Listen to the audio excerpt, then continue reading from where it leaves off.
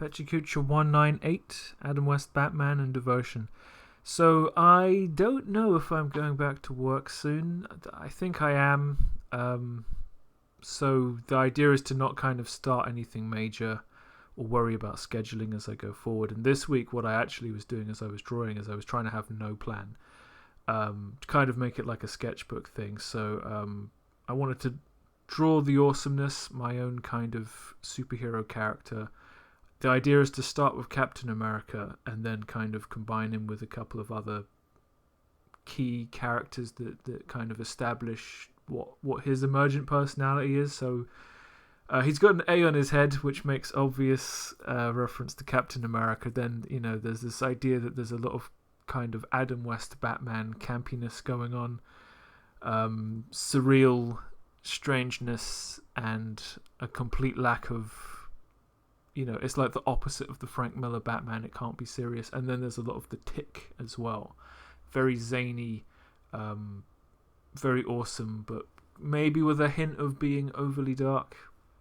So I'm kind of Googling the characters, trying to get a feel for them. And then the idea is, the awesomeness.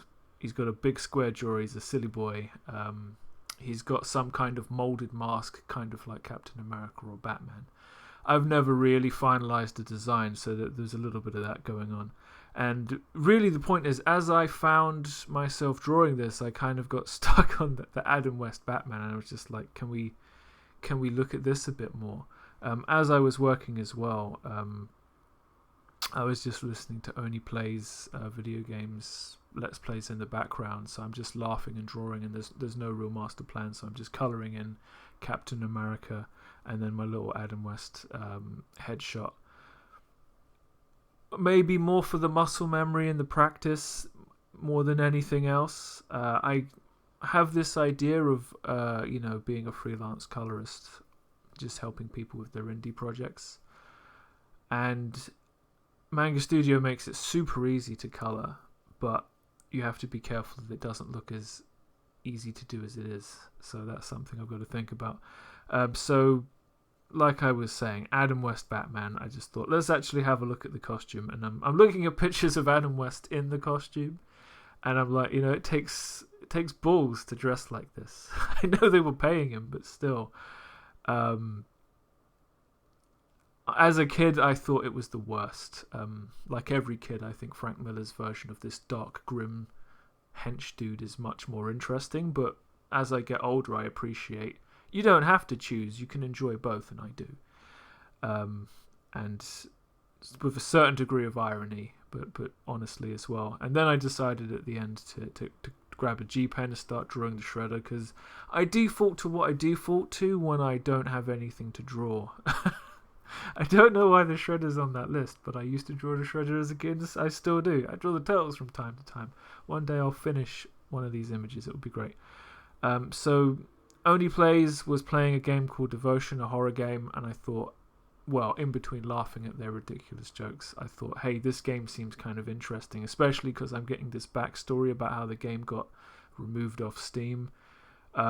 Ostensibly because in some way, shape or form, it looked like it was going to draw the ire of the Chinese government. So the Taiwanese publishers of the company abandoned the developers, and I don't really know the story.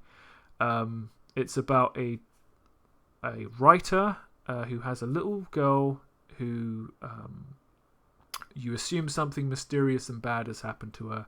The game has a very strong underpinning of spiritualism, which is quite unusual in your average horror game. The deity Guan Yin is specifically mentioned. There's also a bit in the middle of the game, which is very short, where it becomes a 2D scrolling illustrated platformer thing. So this game does some very interesting and unique things, but I legitimately can't tell if I think it's a good game or not. I know it's definitely worth checking out. But it's like a lot of the jump scares come from the husband's wife, who you presume is dead because she's the ghost running around causing trouble, who was an actress who resigned from being famous and stuff to have a family, and then when the family life went to shit, you assume she killed herself. Turns out she didn't. She's still alive, so how she's the ghost is anybody's guess. And that kind of sums up my experience of Devotion. Very interesting from a gaming perspective. The narrative is confused, but that might be to its benefit, because ultimately horror games lose their value when you simply understand the plot, usually. A very strange thing that underpinned my week is there was a spider in my room, and it was massive for a house spider. But yeah, this gives you a general sense of the scale. Bigger than Boulder Punch and Chris Redfield. So no, but the thing is, I heard it scurrying around in the wee hours of the morning when I do occasionally try to go to sleep. It was so fucking loud. It must have been wearing clogs. It turns out it was finding the most abrasive surfaces to actually scurry across. Hard plastics, old paper that was crackling very much. I genuinely thought it was like the neighbours moving furniture or something at some point. It did induce in me both the fright and the anger, which is visible here, which is clearly just anger twice. And I did proceed to take my rage out most righteously, as I was clearly the underdog with a brick, and righteously end said spider. And in passing, because I played Divinity Original Sin 2 again, I feel I should just mention it is the XCOM of RPGs. It's brutal. It has to be save scummed if you want any control over what's going on. A very interesting narrative with a lot of plot twists. You can twist some of those plot twists even further. Brutally difficult, but very rewarding. And there are some genuine opportunities to think outside the box. So I hate it and love it, but I love it a bit more than I hate it, so I've got to say good stuff. But that brings us to the end of Pecha Kucha 198, and I will see you next time.